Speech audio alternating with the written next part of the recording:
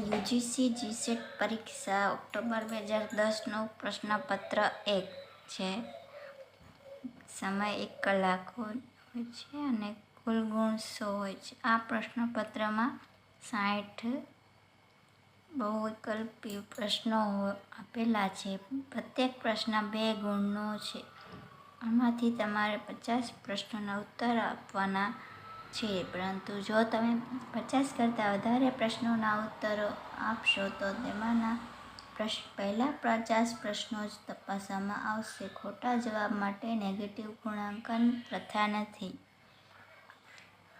પહેલો પ્રશ્ન, નીચે પૈકીનું કયું વિધાન શિક્ષણને સૌથી સારી રીતે વ્યાખ્યાયિત કરે છે?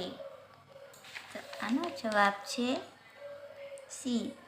તે સ્વચાલિત મનુષ્યો તૈયાર કરે છે.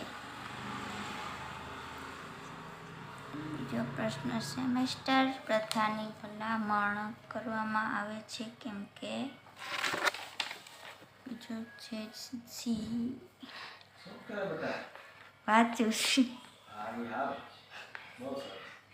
એ અધ્યાપન પ્રક્રિયા દરમિયાન અભ્યાસક્રમનું સતત મૂલ્યાંકન અને સુધારણા કરવાની તક પૂરી પાડે છે.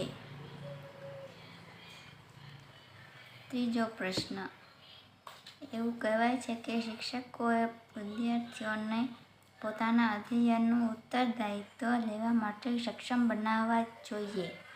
આનો અર્થ એ છે કે વિદ્યાર્થીઓ અધ્યયન કરવા માટે પોતાના માર્ગ શોધી કાઢે તે માટે શિક્ષકે મદદ કરવી જોઈએ. ચોથો પ્રશ્ન, ઉચ્ચ શિક્ષણ કક્ષાએ આપણે એના પર ભાર આપવાની આવશ્યકતા નથી કે વિદ્યાર્થીઓ શું અને કેટલું શીખે છે, પરંતુ તેઓ કેવી રીતે અને કેટલી સારી રીતે શીખે છે તેના પર ભાર આપવો જોઈએ. હાલમાં આ ખ્યાલની અભિવ્યક્તિ આ પ્રમાણે કરવામાં આવે છે: શીખતા શીખવું. હા,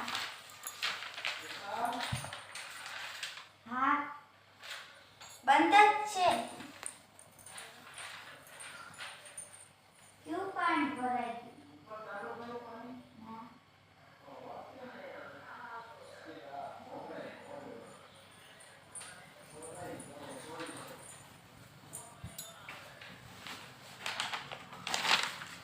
પાંચમો પ્રશ્ન, માત્ર સત્રના અંતે જ કરવામાં આવતા વિદ્યાર્થીના મૂલ્યાંકનનો ખ્યાલ ઓછો પ્રસ્તુત લાગે છે કેમ કે?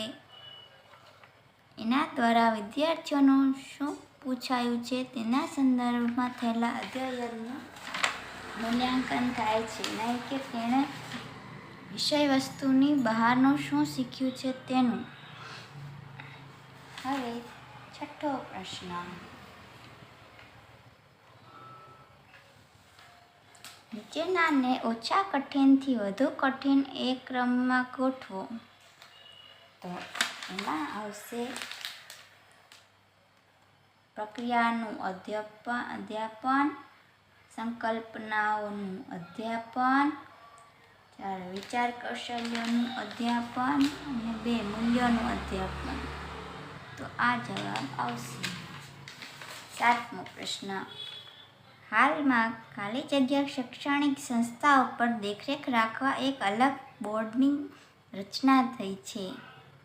એમાં હાલમાં ટેકનિકલ શૈક્ષણિક સંસ્થાઓ પર દેખરેખ રાખવા એક અલગ બોર્ડની રચના થઈ છે. આઠમો પ્રશ્ન, ઉચ્ચ શિક્ષણના ક્ષેત્રે પ્રવેશાર્થીઓની સંખ્યામાં થતી વૃદ્ધિને લીધે અધ્યાપન અધ્યયન અંગેના આપણા મંતવ્યોમાં ફેરફાર થવાની શરૂઆત થઈ છે. કેટલીક આગળ પડતી સંસ્થાઓએ આ પડકારી અધ્યાપન અધ્યયન માટે બહુમાધ્યમનો સ્વીકાર કર્યો છે. આનો અર્થ અધ્યાપન અધ્યયન માટે ખાલી જગ્યાનો ઉપયોગ કરવો. જવાબ આવશે ODL, પ્રત્યક્ષ, ઉગ્ર અને વેગ આધારિત અભિગમ. હવે આપણે 9મા પ્રશ્ન તરફ જઈએ તો ઉચ્ચ શિક્ષણની નિપજો પાસેથી પોતાના વિષયના ક્ષેત્રે વિશેષજ્ઞતા ઉપરાંત રાષ્ટ્રીય વિકાસના પરિપ્રેક્ષ્યમાં ખાલી જગ્યાની અપેક્ષા પણ રહે છે. તો આવશે ઉદ્ભવતી સમસ્યાઓ અને નિષ્પત્તિઓના સંદર્ભમાં સંવેદનશીલ અને પૂર્વ ક્રિયાત્મક અપેક્ષા પણ રહે છે. 10મો પ્રશ્ન યુનિવર્સિટીઓ અને કોલેજોમાં શિક્ષણની ગુણવત્તા જાળવવા માટે રાષ્ટ્રીય સ્તરે સમયાંતરે માર્ગદર્શક સૂચનો અને નિયમો ખાલી જગ્યા તૈયાર કરે છે. યુનિવર્સિટી ગ્રાન્ટ કમિશન તૈયાર કરે છે નિયમો. તો હવે આપણે 11મા પ્રશ્ન તરફ જઈશું. તો 11મો પ્રશ્ન ભારતમાં રાષ્ટ્રીય કક્ષાએ ઓપન યુનિવર્સિટી તરીકે જાણીતી છે એ કઈ છે? તો આવશે Indira Gandhi national open university. ભારતમાં 12મો પ્રશ્ન ભારતમાં આ 3 પ્રકારની યુનિવર્સિટીઓ અસ્તિત્વ ધરાવે છે. તો જવાબ આવશે કેન્દ્રીય યુનિવર્સિટી, રાજ્ય યુનિવર્સિટી, દરજ્જા પ્રાપ્ત યુનિવર્સિટી. 13 પરિસ્થિતિ કે લાક્ષણિકતા જે જુદા જુદા મૂલ્યો અથવા કક્ષાઓ ધરાવી શકે છે તેને ખાલી જગ્યા કહે છે. તો એમાં આવશે ચલ કહે છે. એક સંશોધક માધ્યમિક શાળાના વિદ્યાર્થીઓની જાતીયતા અને બુદ્ધિ વચ્ચેનો સંબંધ શોધવા ઈચ્છે છે. આ કાર્ય ખાલી જગ્યા થશે. સર્વેક્ષણ અભ્યાસ. 15મો પ્રશ્ન કોઈ ચલની વિવિધ કક્ષાઓ સાથે સંબંધિત માહિતીની શ્રેષ્ઠ આલેખિત રજૂઆત કરવાની રીત ખાલી જગ્યા છે. પાઈ ચાર્ટ, વર્તુળાક. સાદી પરિભાષામાં વિશ્વસનીયતા ખાલી જગ્યા છે. કસોટી પરના પ્રાપ્તાંકોનું સાતત્ય. 17મો પ્રશ્ન એક સંશોધકને એ જાણવામાં રસ હતો કે 1990ના ગાળામાં શાળાઓમાં નવા ગણિતનું અધ્યયન શા માટે અસરકારક રહ્યું ન હતું. આ માટે તેણે આ ગાળામાં નવું ગણિત ભણાવતા શિક્ષકોની મુલાકાત લીધી. આ શિક્ષકો તેના અભ્યાસના ખાલી જગ્યા હતા. તો આવશે પ્રાથમિક સ્ત્રોત હતા. જ્યારે ખાલી જગ્યા ત્યારે ધન સહસંબંધ ધરાવે છે. એમાં આવશે જ્યારે 2 ચલો એક જ દિશામાં સમાન દિશામાં ખસતા હોય ત્યારે ધન સહસંબંધ ધરાવે છે. હવે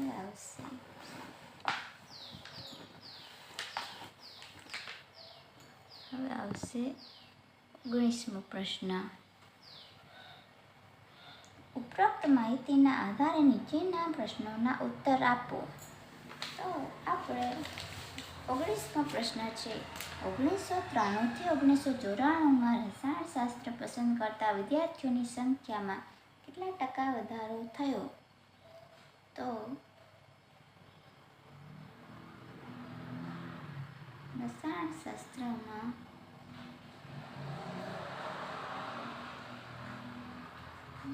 1993માં 20% અને 1994માં 30%, એટલે કુલ 20 + 30 એટલે 50% વધારો થયો.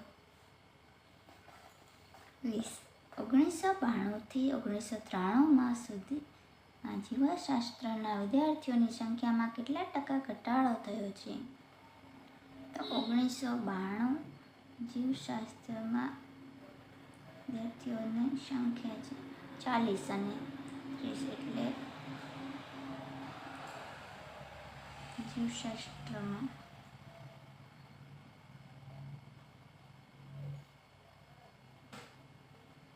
એટલે 20માં જવાબ આવશે 25% ઘટાડો થયો છે.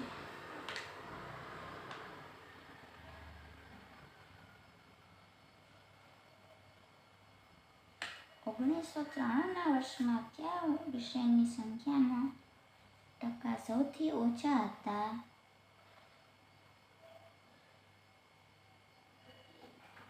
તો આવશે રસાયણશાસ્ત્ર.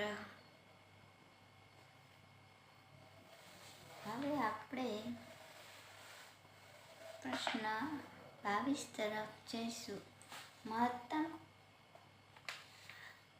આ માહિતીના આધારે આપેલા પ્રશ્નોના જવાબ આપો. આ ટેબલ પરથી પ્રશ્નોના જવાબ આપવાના છે.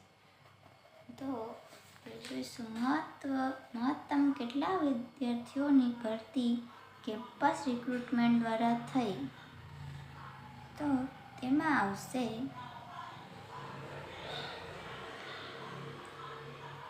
418.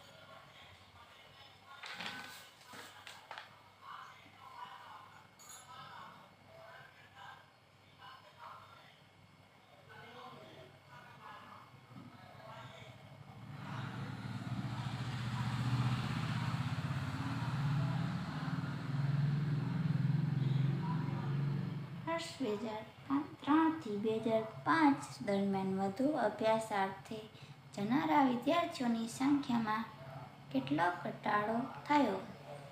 તો જવાબ આવશે 110. વર્ષ 2004માં કેટલા વિદ્યાર્થીઓએ અન્ય પ્રવૃત્તિ સ્વીકારી? તો જવાબ આવશે 275. હવે આપણે પછીના પ્રશ્ન તરફ મળશું.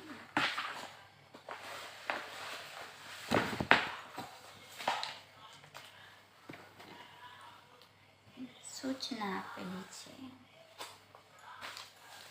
પ્રશ્ન 25 થી 30.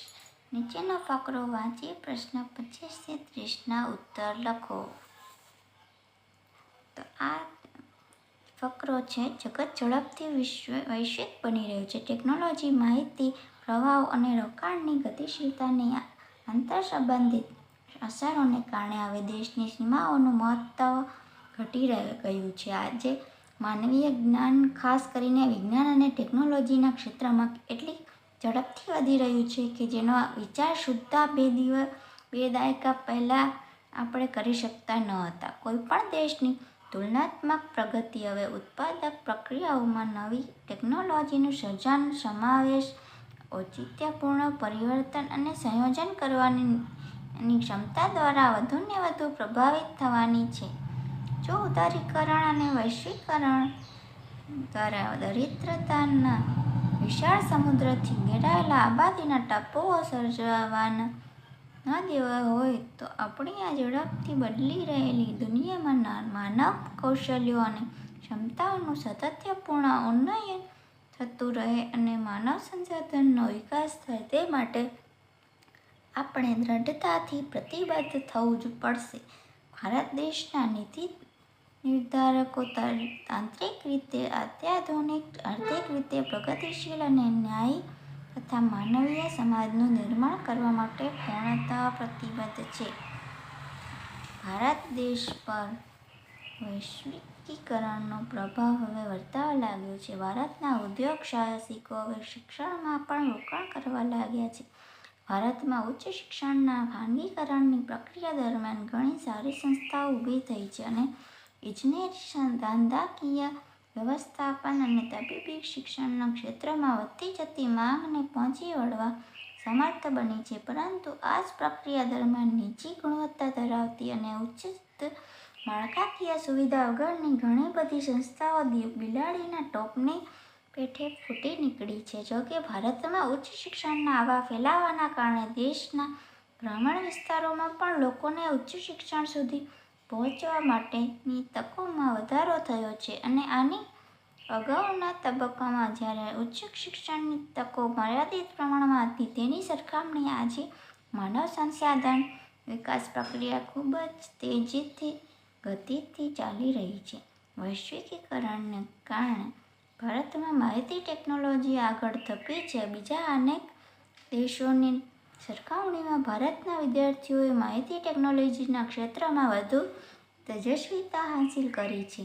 વિકસિત દેશોમાં જે કંઈ નવું થઈ રહ્યું છે તે બધું આધુનિક ટેકનોલોજી અને તે દેશો સાથેના નિયમિત સંપર્કો દ્વારા ભારતના વિદ્યાર્થીઓ, સંશોધકો અને કાર્યકર્તાઓને પ્રાપ્ય બને છે. આ છે 25મો પ્રશ્ન. માહિતી ટેકનોલોજીના ક્ષેત્રમાં ભારતના વિદ્યાર્થીઓની આવડતોનું સંવર્ધન કરવા નવી ટેકનોલોજી કઈ રીતે પ્રદાન કરે છે? તો જવાબ આવશે, નવી ટેકનોલોજીના કારણે તેઓ ભારતમાં જ માહિતી ટેકનોલોજીનો અભ્યાસ કરવા સક્ષમ બન્યા છે. હવે આપણે આવશું 26મા પ્રશ્ન તરફ. તો વૈશ્વિક ભારતમાં માનવ સંસાધન વિકાસને શાના દ્વારા વેગ મળ્યો છે? તો આવશે ઉચ્ચ શિક્ષણના ખાનગીકરણ દ્વારા. 27મો પ્રશ્ન. ઝડપથી પરિવર્તન પામતા સમાજમાં સુદૃઢ રાજકીય પ્રતિબદ્ધતાની અનિવાર્યતા શા માટે છે? તો આવશે આર્થિક સમૃદ્ધિનું ન્યાયપૂર્ણ વિતરણ કરવા માટે, વ્યાપક દરિદ્રતાને ઓછી કરવા માટે તથા માનવ સંસાધનની ગુણવત્તા વધારવા માટે. તો ઉપરના બધા જ માટે A, B, C ઓપ્શન સાચા છે. 28મો પ્રશ્ન. નીચેનામાંથી કયું પરિબળ વૈશ્વિકીકરણના વેગમાં વધારો કરવા માટે જવાબદાર નથી? તો આવશે નવી ટેકનોલોજીનું સર્જન.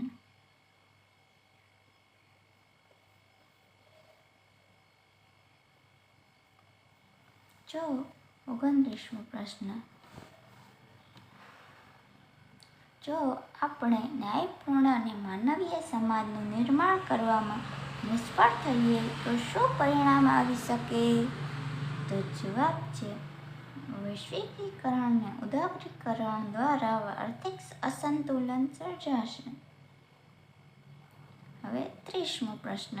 નીચેનામાંથી શિક્ષણના થયેલા ખાનગીકરણનું પરિણામ શોધો.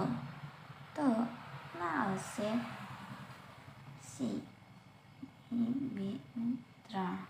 ગ્રામીણ વિદ્યાર્થીઓને ઉચ્ચ શિક્ષણ સુધી પહોંચવાની તક મળી છે. માનવ સંસાધન વિકાસની ગતિમાં વધારો થયો છે અને નિમ્ન ગુણવત્તા ધરાવતી ઘણી કોલેજો ઊભી થઈ છે. હવે 31મો પ્રશ્ન. ETUSAT એટલે તો આનું ફૂલ ફોર્મ શું છે? શિક્ષણના હેતુ અર્થે કરવામાં આવતું ઉપગ્રહ આધારિત સંપ્રેષણ એટલે ETUSAT. 32મો પ્રશ્ન. શિક્ષકો માત્ર અસરકારક પ્રત્યાયન કરતા બને તેટલું પૂરતું નથી. આ ઉપરાંત તેઓએ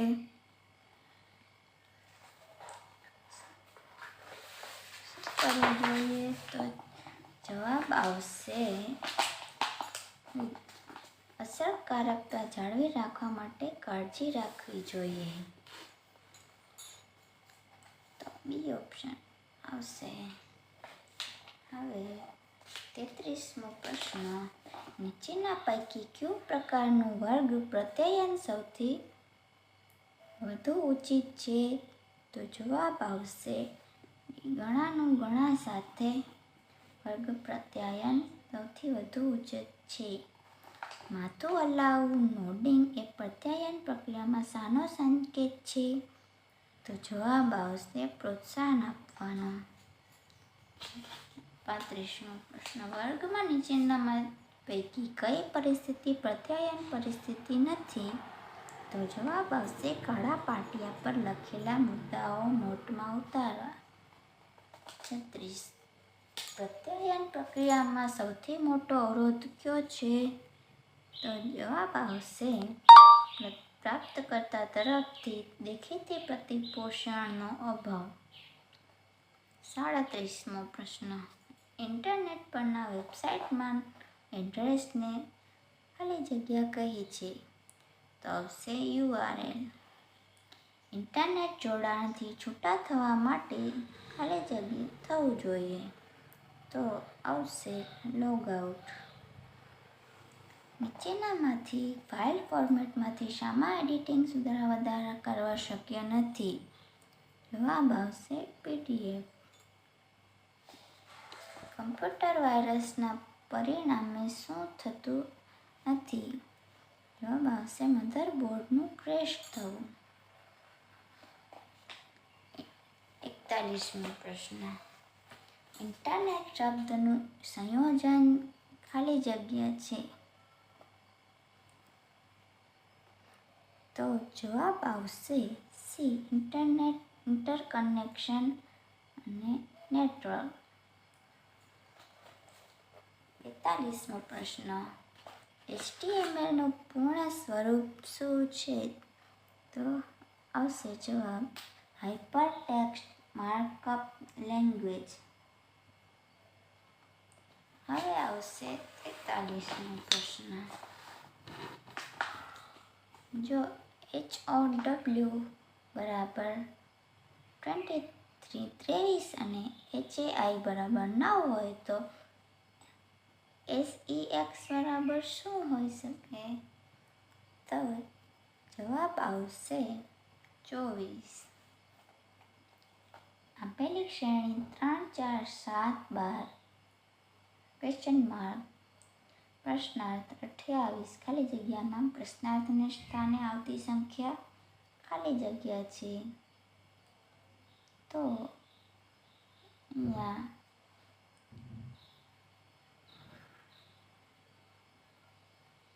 આવશે 19.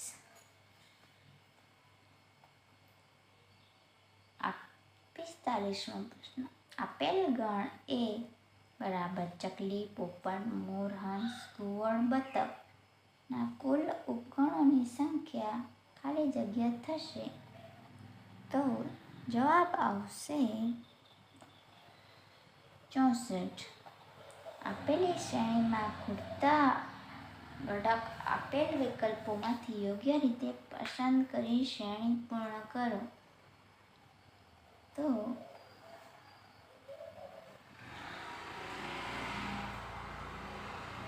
અહીં જવાબ આવશે સી. જો ગુણાકાર માટે પ્લસ ચિહ્ન વાપરવામાં આવે, ભાગાકાર માટે માઇનસ ચિહ્ન વાપરવામાં આવે અને ઘાત માટે ફૂદડી સ્ટાર ચિહ્ન વાપરવામાં આવે તો કૌંસમાં 4 + 3 4 + 3 - 2 કૌંસ પૂરો ફૂદડી 2 - 6 ફૂદડીનું મૂલ્ય ખાલી જગ્યા થશે. તો જવાબ આવશે 1. અહીં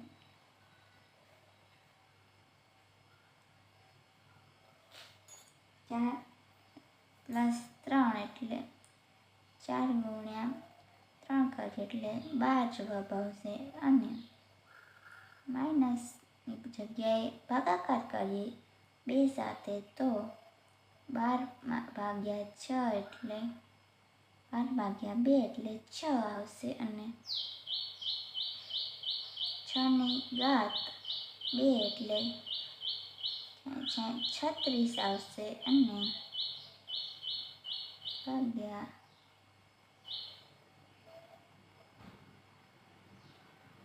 36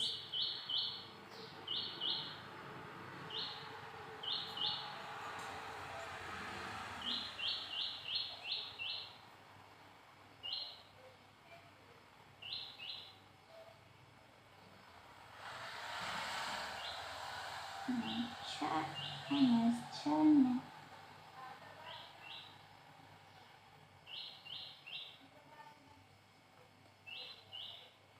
એટલે 6 -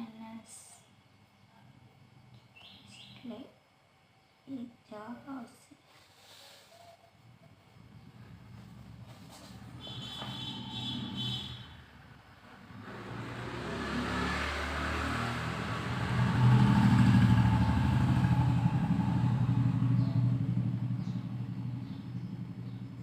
નીચેના પ્રમાણે સંગતતા આપી હોય તો પ્રશ્ન ચિહ્નના સ્થાને કઈ સંખ્યા આવશે?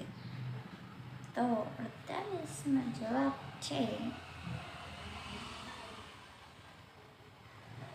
229 એક વ્યક્તિ એક્સની ઊંચાઈ વાય કરતાં વધુ છે પણ ઝેડ કરતાં ઓછી છે. વ્યક્તિ વીની ઊંચાઈ એક્સ કરતાં વધુ છે પણ ઝેડ કરતાં ઓછી છે અને ડબલ્યુની ઊંચાઈ વાય કરતાં વધુ છે પણ એક્સ કરતાં ઓછી છે. તો સૌથી વધુ ઊંચાઈ કોની હશે?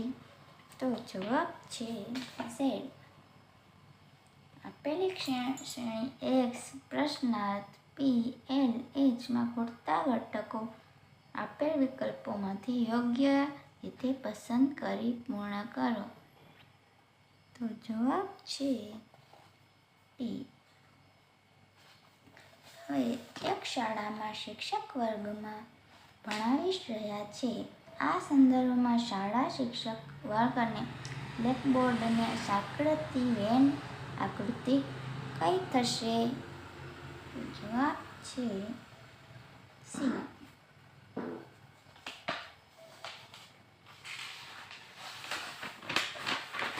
હવે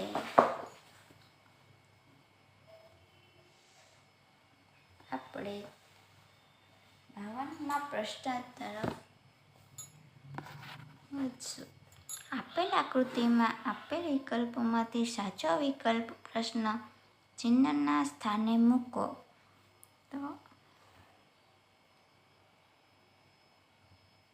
આમાં જવાબ આવશે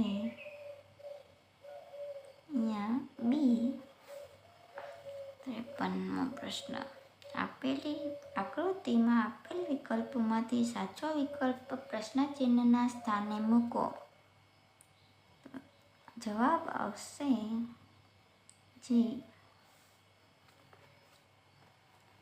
આપેલ ક્રમિક ચોરસ આકૃતિઓની શ્રેણીમાં આપેલ વિકલ્પોમાંથી સાચો વિકલ્પ મૂકી શ્રેણી પૂર્ણ કરો. તો જવાબ આવશે ડી. હવે વાતાવરણમાં રહેલો કયો પ્રદૂષિત વાયુ માનવજાત માટે વધુ ઝેરી પુરવાર થયો છે? તો જવાબ આવશે કાર્બન મોનોક્સાઇડ. હવે આપણે જઈશું 56મા પ્રશ્ન તરફ. અણુ ઉર્જાનો વપરાશ જો એ અપ્રદૂષિત માનવામાં આવે છે તેમ છતાં પણ ખાલી જગ્યાને લીધે તેની સ્વાસ્થ્ય ઉપર ગંભીર અસર પડે છે. તો જવાબ આવશે ન્યુક્લિયર પ્લાન્ટમાં થતી દુર્ઘટના. પી. હવે 57મો પ્રશ્ન. ગ્રીન હાઉસ ઇફેક્ટમાં વધારો થવાનું કારણ શું છે? તો જવાબ આવશે સી. ગ્રીન હાઉસ ગેસની સાંદ્રતામાં થતો ફેરફાર. 58મો પ્રશ્ન. નીચે આપેલા વાયુ અને તેમની વાતાવરણમાં રહેલી ઘટતાના ઉતરતા ક્રમમાં ગોઠવો. તો તેમાં આવશે નાઇટ્રોજન, ઓક્સિજન, આર્ગન અને કાર્બન ડાયોક્સાઇડ. આ પ્રમાણે શ્રેણી થશે 2, 1, 4 અને 3.